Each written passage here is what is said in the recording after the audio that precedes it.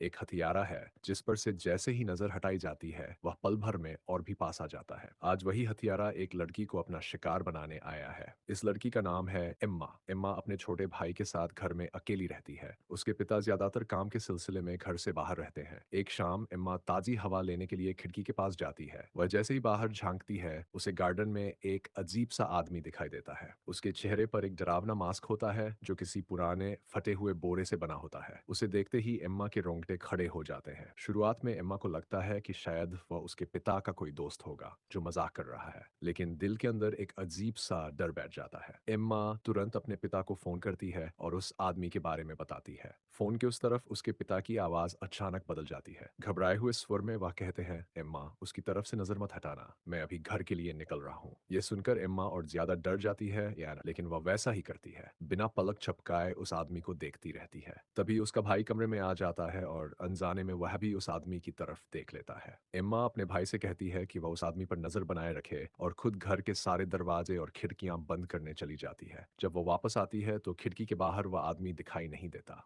Emma घबराकर अपने भाई पर चिल्लाती है, तुमने नजर क्यों हटाई? लेकिन उसका भाई डरते हुए कहता है, वो अब भी यहीं है, मुझे दिखाई दे रहा है। एम्मा को कुछ समझ नहीं आता। वह धीरे धीरे पीछे मुड़ती है और तभी वह हथियारा ठीक उसके पीछे खड़ा होता है। एम्मा की सांसें रुक जाती हैं। डर के मारे उसका पूरा शरीर कांपने लगता है। वह बिना नजर हटाए धीरे धीरे घूमती है, एक दराज से टिप निकालती है और जुजत से उस आदमी की आंखों पर चिपका देती है। उसे लगता है कि शायद अब वह रुक जाएगा। एम्मा राहत की सांस लेकर अपने पिता को फिर से फोन करने के लिए पीछे मुड़ती है, लेकिन उसी पल वह हथियारा उस पर पड़ता है और उसकी आंखों को जोर से दबाने लगता है। तभी उसका भाई दौड़कर आता है और पूरी ताकत से उस आदमी को पीछे धकेल देता है। दोनों भाई बहन मिलकर उसकी आंखों में देखते रहते हैं। उसी समय उनके पिता घर पहुंच जाते हैं।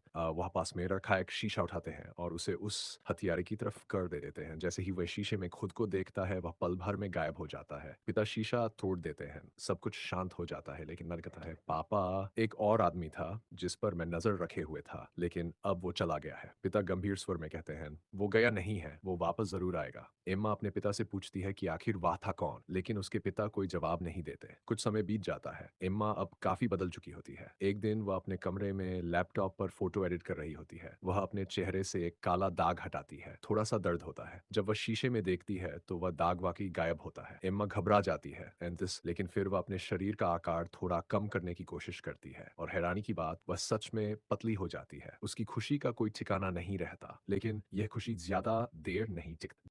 जैसे ही एम्मा अपनी आंखों का रंग बदलने की कोशिश करती है, उसी पल उसकी एक आंख अचानक काम करना बंद कर देती है। एम्मा घबरा जाती है। वह हड़बड़ी में सब कुछ पहले जैसा करने की कोशिश करती है, लेकिन हालात और बिगड़ जाते हैं। उसकी दूसरी आंख भी धीरे धीरे बंद होने लगती है। अब एम्मा को कुछ भी दिखाई नहीं दे रहा होता। तभी अचानक लैपटॉप की स्क्रीन अपने आप चमकने लगती है और अगले ही पल लैपटॉप एम्मा का मुंह बंद कर देता है। एम्मा पूरी तरह डर जाती है। वह चीखना चाहती है, मदद मांगना चाहती है, लेकिन कुछ भी नहीं कर पाती। किसी तरह वह लैपटॉप बंद कर देती है। जैसे ही लैपटॉप बंद होता है सब कुछ सामान्य हो जाता है। उसकी आंखें खुल जाती हैं, उसका शरीर पहले जैसा हो जाता है। डरी सहमी एम्मा बिना कुछ सोचे घर से बाहर निकल जाती है, लेकिन पीछे खाली कमरे में लैपटॉप अपने आप फिर से चालू हो जाता है। स्क्रीन पर एम्मा की एक तस्वीर दिखाई देती है। उसके सिर पर एक अजीब सा निशान बनता है और फिर एक क्लिक के साथ उसका नाम हमेशा के लिए डिलीट हो जाता है। उसी पल एम्मा की जिंदगी वहीं खत्म हो जाती है।